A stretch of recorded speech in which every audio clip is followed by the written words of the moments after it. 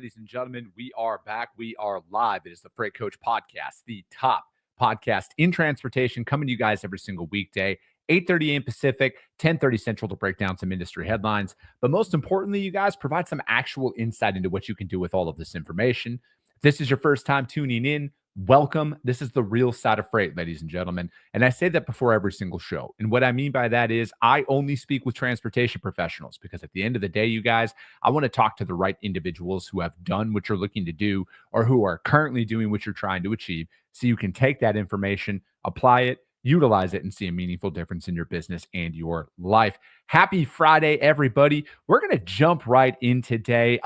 Well, actually, hold on, time out. We're not going to jump right in. I do just got to give a couple of announcements out there, you guys. We drop a little weekly newsletter, all right? So if you want to go to thefreightcoach.com to register for that, we put some cool stuff out there every single week, you guys. You know, it's all industry related. We talk rates on there, fuel prices, you know, industry knowledge, all of that stuff. We do that on a weekly basis. I won't auto sign you up for it, but yeah, jump into that if you want to get it. It drops every single Wednesday.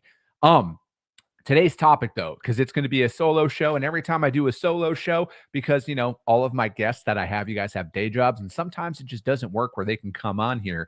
But what we're going to talk about today, though, is the question that I get asked the absolute most outside, like by far, is sales. I need more sales, but also most importantly, how do I train people to sell? And that's another thing too, is it's it can be complicated, but it's also pretty simple and basic, in my opinion, out there about what we're doing, So we're going to talk about some strategies that, you can implement into your business today. And then, and especially if you have limited sales experience in transportation, this is going to be very beneficial for you, because this is literally what I do every single day. I have trained a lot of sales reps in my career. It's a passion of mine. There is probably nothing I enjoy more than the training and development aspect of the business.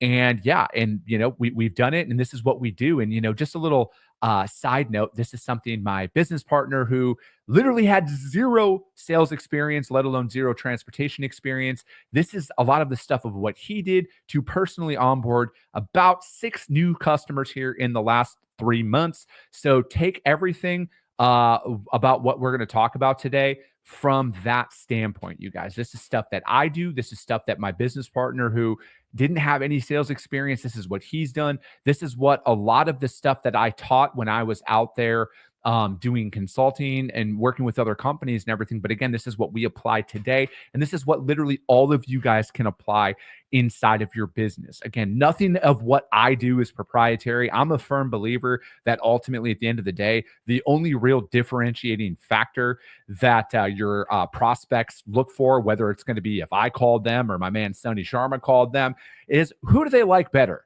That's what I truly feel like at the end of the day. Yeah, you got to know your shit and stuff like that, but ultimately, who do they develop a connection with? And I feel like that's what it's going to boil down to. So I want to start with this. This is a very bold statement. I don't think there's any natural sales reps out there. All right. I truly don't. I don't think there's any natural people out there for many professions. I feel like there's some people who've got some talent, right? But I feel like the most successful individuals are the ones who cultivate that, and they are constantly committed to mastering their craft. I instantly think of arguably the greatest football player of all time, in Tom Brady, right? Overlooked. If you know his story, you know what I'm getting at here. Because in my opinion, you do not need to be anything other than what others aren't willing to do. And that you got to be willing to work for this shit. You have to be willing to practice this stuff day in and day out. And most people don't. Most people don't want to commit to what it actually takes. And then they just throw their hands up in the air and say, fuck it, I suck, I'm done. This isn't for me. I think most of this stuff, obviously, I'm not going to go play in the NBA, right? Like, I'm barely 6 feet tall in heels, and, I'm almost 40. So NBA is probably not in the future. But here's one thing that I have that I know is a superpower of mine, is my work ethic, right? Like, I will not quit. No matter what, I will not quit. I will keep showing up. There are people out there that are more talented than me, that are, better speakers than I am, and all of that. But one thing that I have that most people don't, I won't fucking stop. Okay. And I feel like out there, no matter what, that's the greatest skill that you need to hone is that work ethic and that ability just to keep showing up no matter what. But I'm going to list out, I might have 10 steps that we might go through here, you guys. These are just some basic overviews that I think all of you can apply inside of your business. So we're going to take this approach of where do I start? It's pretty simple, you guys. Learn the industry basics, number one. It is very alarming to me the amount of people that I know inside of this industry that got their start and there was no training at all. There was here's a dry van, here's a reefer, here's a flatbed, there's a list of 100 numbers, pick up the phone and start dialing. Smile and dial, baby, as they like to say. I think that is a colossal waste of fucking time at the end of the day. And from my perspective, we need to learn the basics, because the basics is what I think the fundamentals, the blocking and tackling of transportation. I think ultimately that is what gets people to want to work with you, because I know this. As somebody who cold calls shippers literally every single day, I cold call prospects. I do the work, you guys, but I also did it before the freight boom, the gold rush of 2021 and 2022, and all the chaos that came along with it. I know back in the day, you used to call some people after a couple of conversations, they'd give you a prove it shipment. All right. That's just my experience. Now, today's experience doesn't matter, right? I have found that the more direct I am about why I'm calling, i.e., what I always talk about, choose your niche, your ideal customer. We're going to get into that here in a little bit. But again, you do that. That's what gets us the greatest ROI. Our greatest sales line is telling people what we won't do, right? LTL, some of that other shit that's out there that we just don't touch. So, speaking of that, what are the modes of transportation? Primarily as a broker, you're going after LTL, full truckload, intermodal, drayage. You know, you can put air freight in there if you want, if you're at an air freight company, whatever, insert any topic that it is. You know, what are also, you know, like fuel factor, you know, what are some freight pricing, what are like some cost factors that come along with it as well? Fuel, weights, lanes, accessorial fees, right? So let's start with weights, right? Weight is a very big deal out there in the full truckload space. That's why it's like, for me, I don't understand the benefit in, if a shipment is 42,000 pounds, tell the driver it's 42,000 pounds, right? If it's 42,300 pounds, tell them it's 42,300 pounds. I don't understand why you wouldn't give that information out there. You know, and then also finding out, you know, the basics about the industry, like, you know, what's a drive-in, what's a reefer, what's a flatbed, what's a step deck, what's an RGN, and then all of the accessorials that kind of come along with that, right? What's a lumper service? What are tarps? Why are tarps needed? What are edge protectors? Stuff like that. Start at the very basics and then work your way up from there. Common pain points that our customers go through out there. And outside of this, outside of, you know, lack of communication, but, you know, that's what it really boils down to. Communication is going to be everything in this, you know, so delays, you know, the reliability of the service provider that's out there, that's a major pain point. You know, if you're not communicating with your customers, or, you know, if you're a broker and you're not communicating with your carriers, that causes issues. And we cannot have issues, right? As one of my really good friends who is a longtime shipper who's been on the show before had said, he's like, you can have a bad day of service, a bad week. Hell, you can even have a bad month of service, but you can never have a bad day of communication. So talking about that. And then also, you guys, regulations inside of the industry. So that, what is the Department of Transportation compliance? What are ELDs, insurance coverages, stuff like that. 100,000 in cargo, 250 in cargo, reefer breakdown, errors and omissions. Start with the basics. And again, you guys, this is just all some general overviews here. But this is stuff that you should be talking to your reps about, because, at the end of the day, you can't go out there and have them start making promises on shit that is just impossible. Because you know what? It could take you 6 months to onboard a customer, but it can take you literally 6 seconds to lose that customer if you commit to something that is not going to happen, or it's not legal and everything else. So step number 1 in all of this, you guys, learn the basics. All right. And again, you don't need to go to a course. You don't need to sign up for any of that shit. Most people who are offering courses have never done this job. All right. I'm going to toot my own horn here.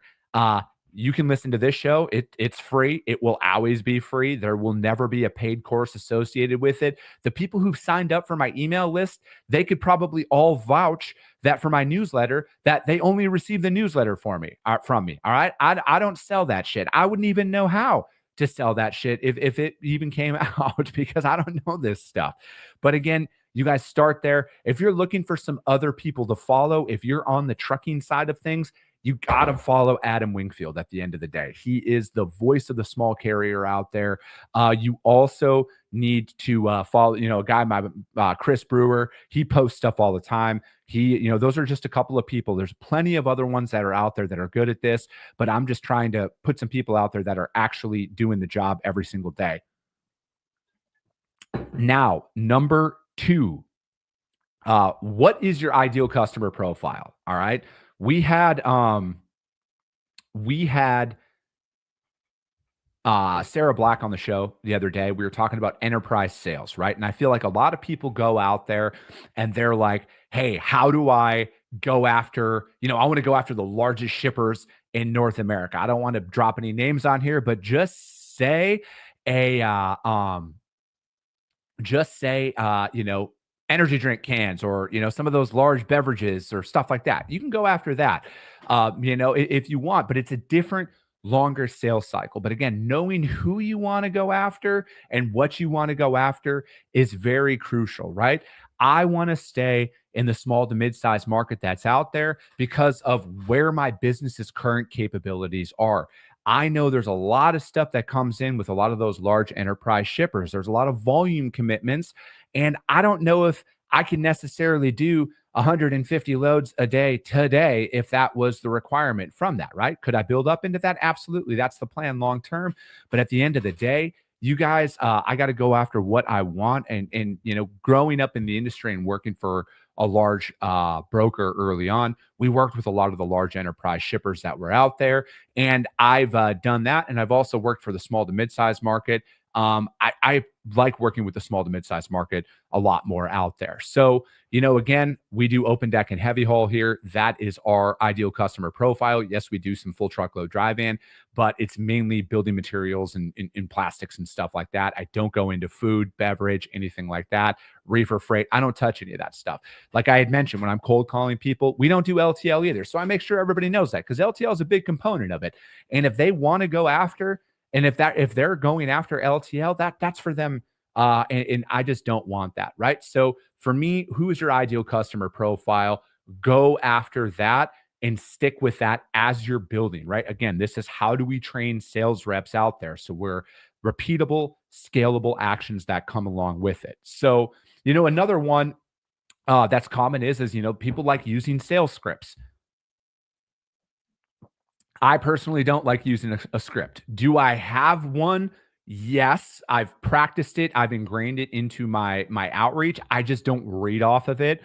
Of the if a shipper responds with this, say that. I don't do any of that because I like free flowing conversations at the end of the day. That's where I like to sit. So again, write some stuff down and practice it. Right. I mean, again, being able to clearly articulate yourself in an introduction on a phone call is pretty crucial out there if you want to kind of make your way down because you're going to go out there and you're going to speak to the gatekeeper more times than not. And then you're going to speak to the actual transportation manager in due time. And you have, and again, when you have your ideal customer profile associated with that, you can ask some key qualifying questions out there as you're going, right? A big one. Hi, my name is Chris. I was hoping to speak with somebody who handles your transportation or logistics, please. Then you get them on the phone. Then put out my name, my company name, why I'm calling. Hey, we specialize in full truckload transportation. I was reaching out today to introduce ourselves. We don't do any LTL. It looks like your product might be LTL or possibly small pack parcel. If that's the case, we're just not going to be a fit. I throw that out there instantly when I'm talking to somebody because I'm looking for ways to show them I'm a little bit different. Again, these are just some of the strategies that work for us as we're going out there. When we get objections for whatever reason, I try and end the call at that, or like kind of around there, right? Like here, a common objection you're going to get as a broker is we don't work with brokers. We are asset only. Hey, I completely understand that. Thank you so much for your time today. Have a great day. I do that on the first call because I've been doing this long enough to know that more times than not, they're just trying to get you off the phone the first time you're talking to them. They got a job to do and they're not sitting around and waiting for you to call them. So I do that. I take that note and then I call them back, whether it's in 3 weeks, 5 weeks, whatever it is. They don't remember you. Like just it might be an ego hit to you, but nobody remembers you after you call them. So I'm going to call them again. And then if I get told the exact same response that, hey, listen, we're 100% asset only, or we're 100% customer routed, or we're 100% this, and it doesn't fit into what I do, I'm not going to continue to call them because, again, I need revenue, you guys. I don't need hypothetical just because this company has 15 locations nationwide and I think they're going to be great. If they tell you no, they tell you no. You got to find a yes. And I feel like a lot of sales reps get hung up too much on the no's that they think that they can somehow convince these people to change their operations. Because trust me, you guys, there's a lot of people out there that will work with brokers, right? So you got to go out there and you got to find it. So another step, how do you prospect, like what are some lead generation strategies, right? Like what is prospecting? Again, you've identified your ideal customer profile and everything else. How do you get leads? I personally use a company called Seamless for our leads. There are a lot of good lead generation software that is out there. I'm going to be having some of those guys come on my show here coming up to kind of talk about that because lead generation software is very beneficial if you can afford it. If you can't, it's really good? Google. All right. Google is a phenomenal tool for this and it's free. Okay. So you can go out there and you can Google concrete or bricks, Dallas, Texas, and voila, 15 companies pop up right there. Okay. So it's a good strategy that you can go out. If you can afford LinkedIn Sales Navigator, that's a really good one that you can use. Or if you can afford the premium subscription on LinkedIn, you can get a little bit more information on there. And again, you can just go in, you can search company names on LinkedIn. You can type logistics or transportation or supply chain into LinkedIn on the company's profile under the people's tab, and it'll pop people up on there. All right. Some people will reach out, they'll connect, do social selling through that. I am maybe just some old school in me where I have found a very higher ROI in cold calling and site visits. All right. That is the biggest ROI that we've gotten from a freight perspective for the customers that we are going after. From my perspective, getting out there, attending events, that's one thing. I've been to some shipper, like manufacturing conferences that are out there. And, again, can you land business from there? Yes. I'm not going to sit here and say that you can't, but I also think that more times than not, most of the people who go to these conferences, manufacturing conferences, are those companies' sales reps. So maybe sometimes they organize the freight, but at the end of the day, those guys are there to sell and probably not be sold to. Again, just my personal preference, not saying it's not going to work out for you.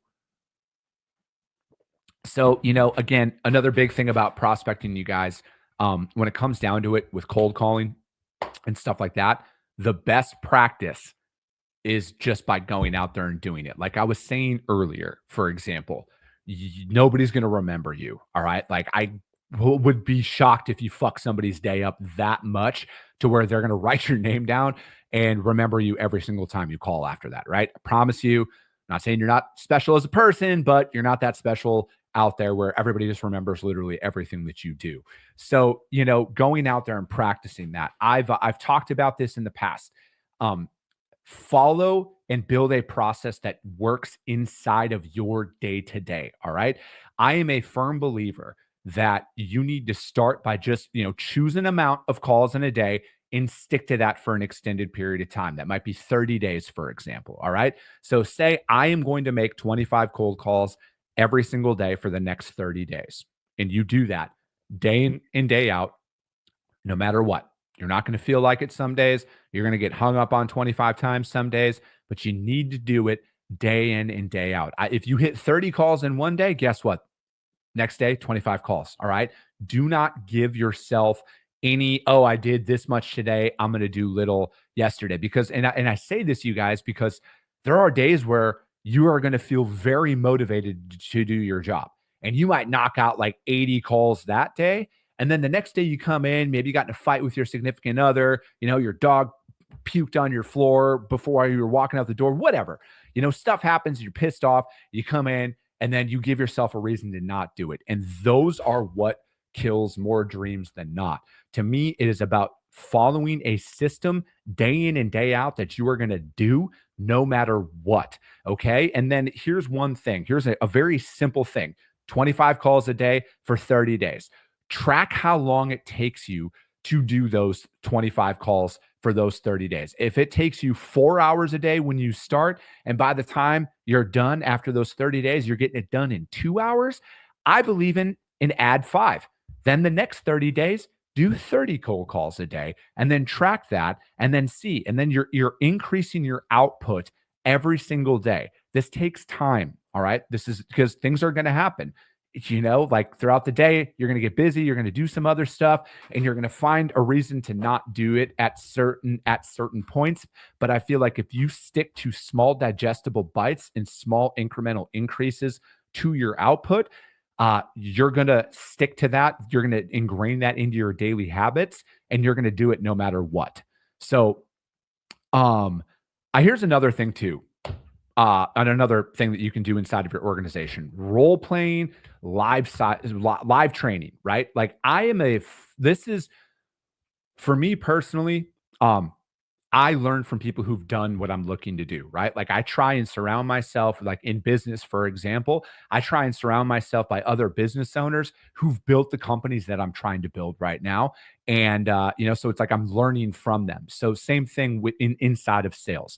And now this is where I'm going to go inside of what we've done, with my business partner, who was never a sales rep at all. He never sold anything. He was an engineer. And now he is onboarding multiple shippers a month inside of our brokerage right now, based on a lot of this, you guys. And a lot of it is role playing, you guys. It's practicing what we're doing. And I know I already kind of mentioned that a little bit in there, but practice that stuff.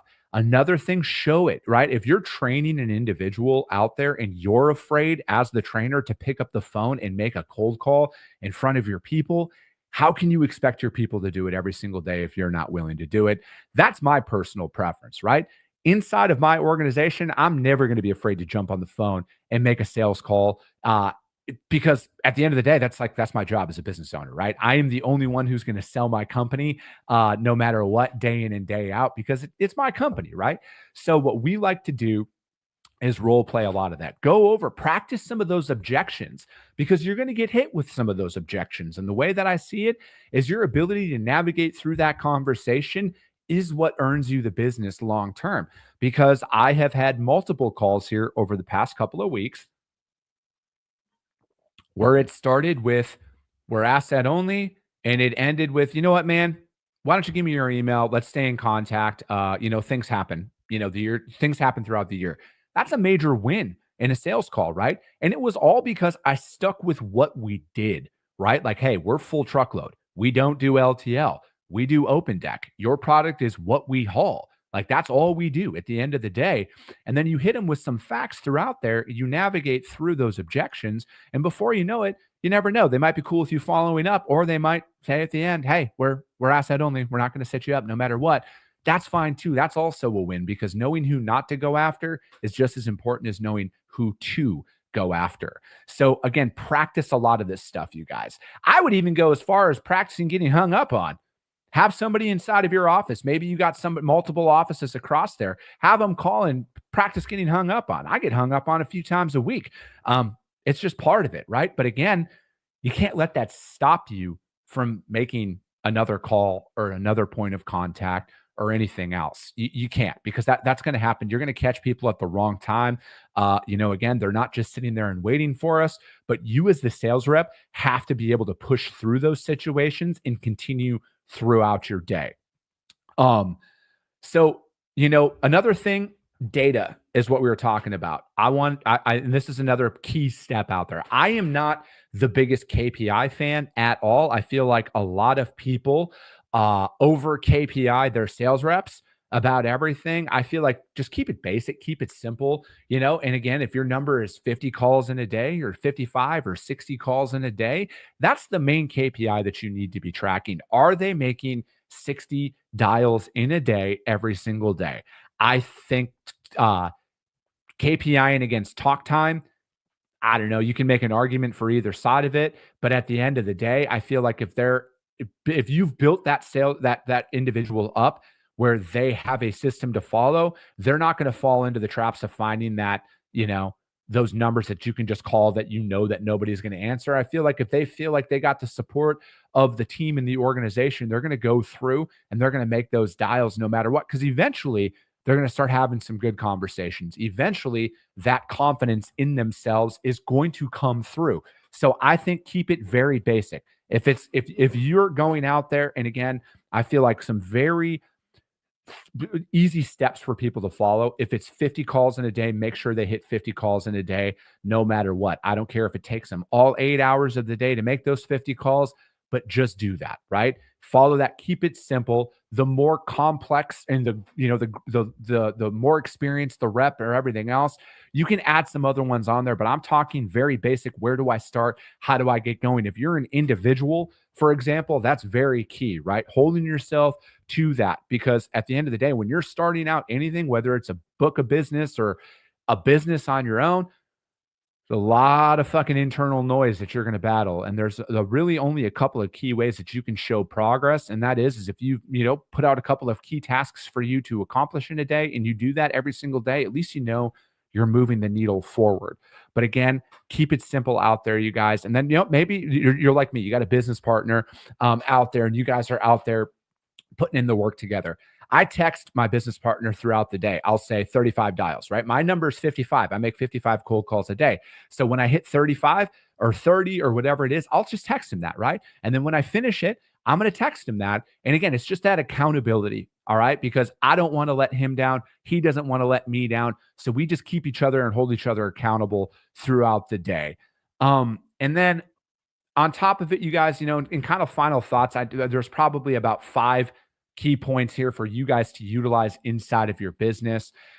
Again, I would say at the end of the day, you guys, start with the basics. All right. Focus on the basics. Learn the blocking and tackling of transportation, especially if you are a broker. Learn that, learn hours of service, learn weights, learn commodities, trailer types, all of that stuff. Learn that until you cannot forget that, because I truly feel at the end of the day, that is going to be the greatest separator out there when you are prospecting is do you actually know what the hell you are talking about, or are you just blowing smoke? And I feel like if you know the basics of the industry, you are going to succeed. And then another thing too, what's working for you early on, it's a constant refinement, right? Like I was saying, hey, once you make 25 calls in a day, every day for a certain amount of time, and then you've noticed that it took you for 4 hours, now you're doing it in 2, add on a little bit at that, right? Refine it, increase your outreach, do stuff like that.